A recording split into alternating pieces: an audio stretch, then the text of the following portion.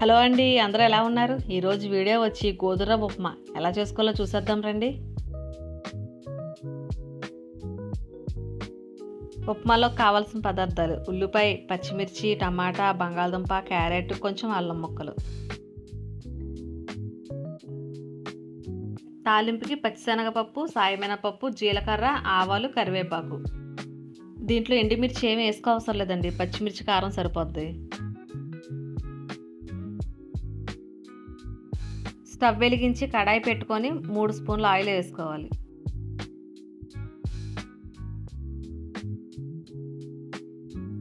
Oil వేడెక్కాక ఇంత తీసుకున్న తాలింపు వేసుకొని వేపుకోవాలి.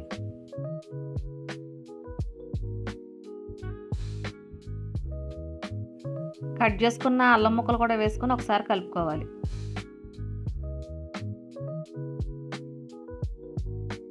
అవి కూడా కొంచెం వేగాక కింద తీసుకున్న కూరగాయ ముక్కలన్నీ వేసుకొని ఒకసారి కలుపుకోవాలి.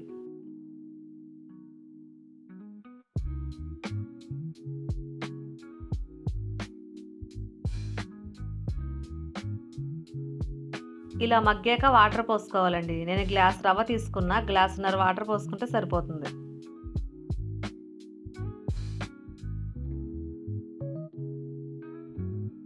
రుచికి సరిపడా ఉప్పు వేసుకొని కలిపి మూత పెట్టుకోవాలి.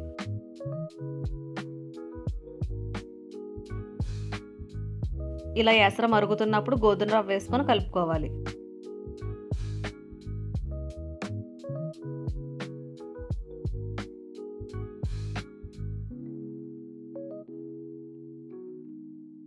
రవ్వ వేసుకున్నాక సిమ్లో పెట్టి మగ్గించుకోవాలండి, లేకపోతే అడుగు మాడిపోతుంది.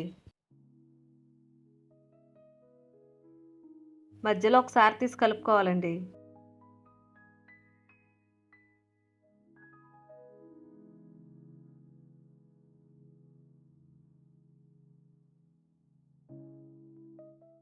అంతేనండి, గోధుమ రవ్వ ఉప్మా రెడీ అయిపోయింది.